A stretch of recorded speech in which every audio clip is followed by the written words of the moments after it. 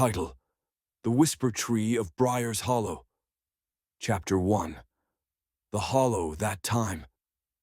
Forgot deep in the Blue Ridge stretch of the Appalachians, where the fog sticks to the earth like an old promise, and the trees lean in like eavesdroppers, there lies a place the maps forgot. Briars Hollow.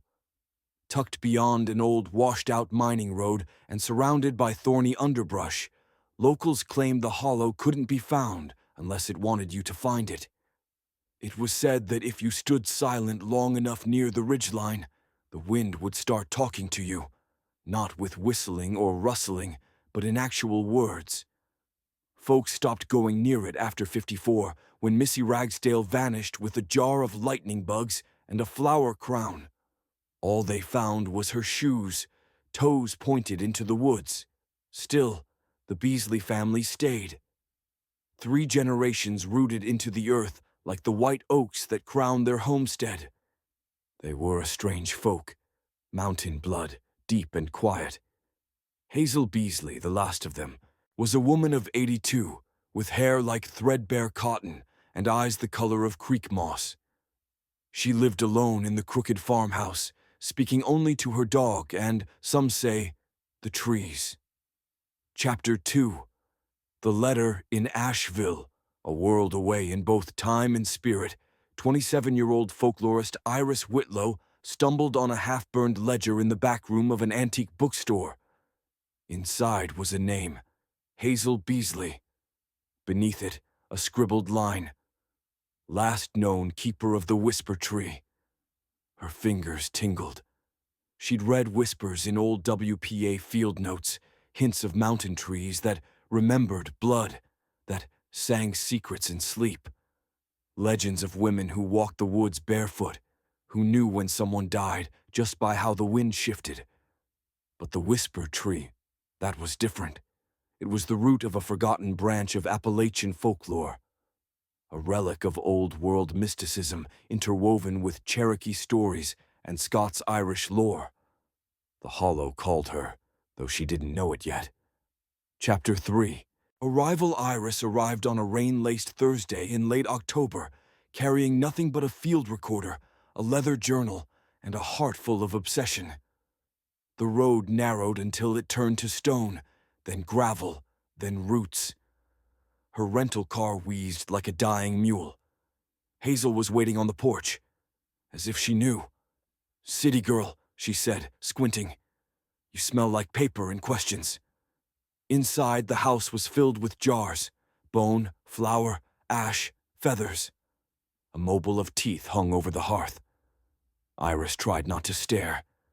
"You come for the tree," Hazel finally said, not a question. "But you best understand. The tree don't talk to just anyone. You need blood." Chapter 4. The Root and the Ritual. That night, Hazel brewed sassafras tea with a dash of blackberry bark and a drop of her own blood. "You sip this, you dream true." Iris hesitated, drank. The dreams were not kind. She stood at the base of a massive black tree, roots like antlers, bark slick like oil. Faces bloomed from the trunk, dozens, maybe hundreds. Some whispering, others wailing. One looked like her. When she woke, her palms were covered in soil. Hazel just nodded. "It's taken a shine to you." Chapter 5. Secrets in the Bark.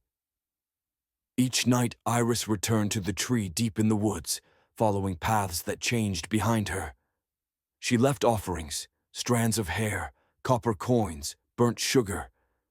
In exchange, the tree told stories, but not in words, in visions, in dreams, in smells.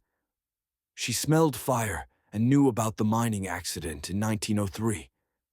She touched a root and saw a girl in 1841 birth a child with no shadow.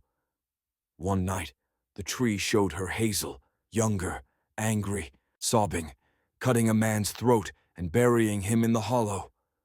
Iris confronted her. Hazel stared. "You asked for the truth. You never asked if it'd be clean." Chapter 6. Blood and Boundaries. Turns out, Hazel was never supposed to be the keeper. It had skipped her in bloodline, meant for her sister, June, who vanished in 1967. The tree had chosen Hazel out of necessity. It don't like gaps, she said. It fills them with dreams, with death if need be. And now the tree had chosen Iris. You ain't gonna leave, Hazel said one morning softly. Even if you try, it's tied itself to you. Iris ran anyway, took her journal, her recorder, her notes, drove the gravel, the stone, the route. Didn't look back. But when she crossed the county line, her voice stopped working. She tried to call her mother. No sound. She screamed into a mirror. Nothing. Chapter 7. The new keeper, back in Briars Hollow. Hazel lit a candle, sighed, and waited. 2 weeks later, the dog began to whimper at the porch. Iris was back, hollow-eyed, silent, barefoot. She carried a small black seed in her palm.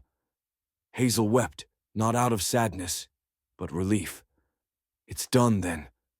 She died that night in her chair, a smile on her face, the dog curled at her feet. Iris buried her beneath the tree. No stone, just a scattering of moth wings and ash. Epilogue. The hollow breathes. Today, Briars Hollow still doesn't appear on maps. The roads still shift like memory, and the winds still whisper in the early hours. But if you find your way there, if the hollow allows it, you might see her. A young woman with creek moss eyes and dirt under her fingernails, sitting at the base of a black tree. She won't speak.